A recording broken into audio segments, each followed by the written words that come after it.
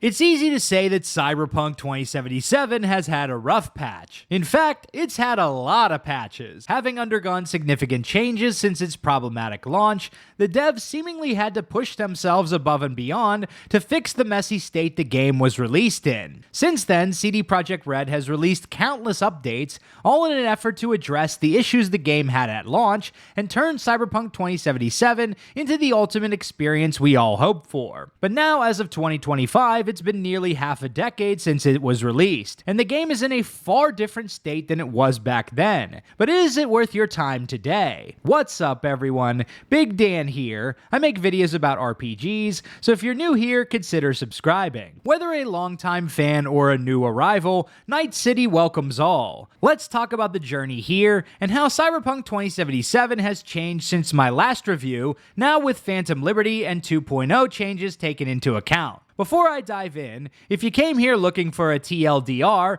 it's no sweat off my brow to tell you to play it. This game has had an absolutely amazing redemption. There's a lot to say about the marketing prior to release and the promises Projekt Red made, but today Cyberpunk 2077 is an incredible experience. Without further ado, let's buckle up, grab some iced coffee, and dive into my 2025 review of Cyberpunk 2077. The 2.2 patch, as of now the most recent one, added a lot of enhancements and new features to the game, one of which being much needed expansion on the character creator. Adding a plethora of new choices, players can now select from over 100 new customization options with new cosmetic cyberware, more makeup, new body tattoos, and much more. They even upgraded the randomizer. A new feature has been added, which is plain to punk slider, allowing you to balance out your choice of look. You may even lock some customization options while still randomizing others, and while not exactly revolutionary, it's a welcome feature. Customization has evolved so much over the course of the game's lifespan so far,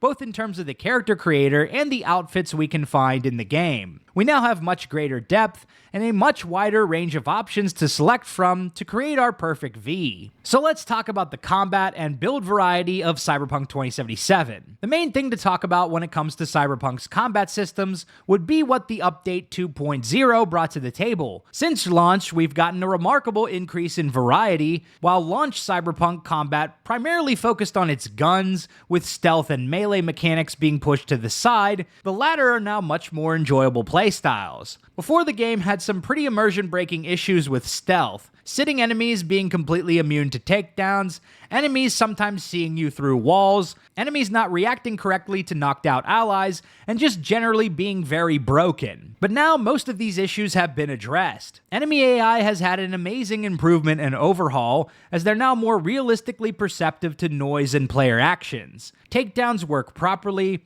stealth cyberware has been improved, and we've introduced the new stealth perks. The police AI has also massively been improved, with the addition of a proper wanted system a la GTA, and max tac convoys arriving to take you out at the highest wanted rating. The weaponry has also greatly expanded both in the base game and with the Dogtown Black Market in the Phantom Liberty DLC. You even have the option to purchase missable unique weapons at this market if you failed to get them during their respective quest opportunities. But the biggest overhaul we saw since 2.0 was the completely revamped skill trees. Each skill tree is now much more distinct when it comes to selecting a playstyle, whether it's with vehicle combat or a Sandevistan samurai build. When it comes to melee, having the new dash function has been tremendously fun. We even got actual finishers for katana users, which is pretty cool. And the DLC extended this even further with the new relic skill tree, which can give you a pretty large boost to the strength of your armed cyberware with new abilities. When paired with monowire, emergency camouflage, and overclock,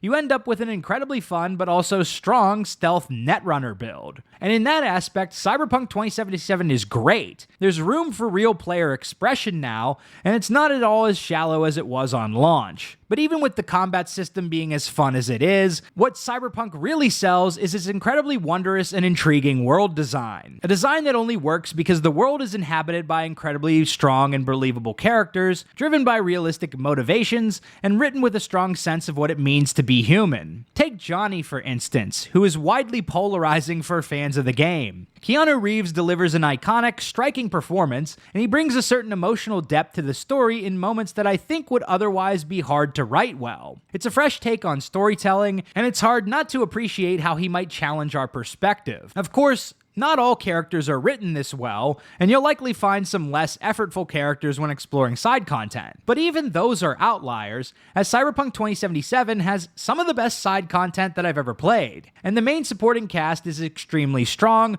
with personalities like Pan Am, Judy, Best Bro Jackie, Dex, and Takamura. It's a really memorable cast, and their storylines are written realistically in comparison to my expectations of their characters, and how they'd respond to a given situation. But you could go on all day about Cyberpunk's character writing if you wanted to, so let's move on to the exploration and optional side content. Starting off, I want to say that Cyberpunk 2077 has some of the best side quests I've ever experienced in an RPG. And that's saying a lot because I love actually taking the time to finish games all the way, 100%ing them.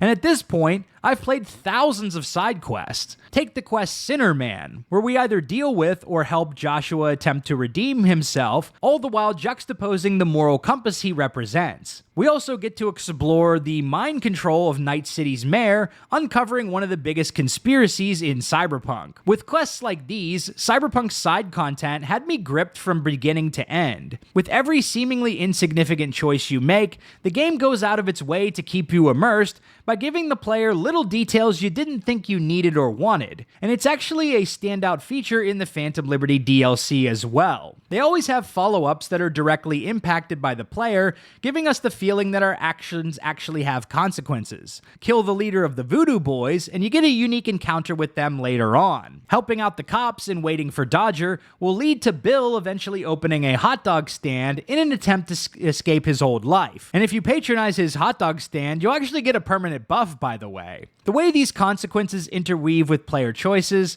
in my opinion, transcend mere content, instead giving our choices some significance, weight, and drastically enhancing the game's already immersive consistency. Another thing that is greatly improved in this game since the launch is the driving and overall world traversal. Even when it came out, as clunky as it was clear from the start that driving around in Night City would be something special. It's a really exhilarating, vibey, and relaxing experience, and I find myself not fast traveling as much in this game as I do in other open world games because I prefer to just explore the world in my car. And this is even more fun now, not only because we have tons of options for cars that we can purchase within the game, but also more extensive customization options for the look and feel of our vehicles. While I don't fault people for being really mad at CD Projekt Red for releasing the game in such a buggy state, it's undeniable that the game has gotten far better than it was at launch, and for me personally, I can forgive them for these mistakes because the game is truly a one-of-a-kind RPG. And to top it all off, Cyberpunk released one of the most goated expansions with Phantom Liberty. Phantom Liberty is, in my opinion, one of the top 10 best expansions ever released for an RPG,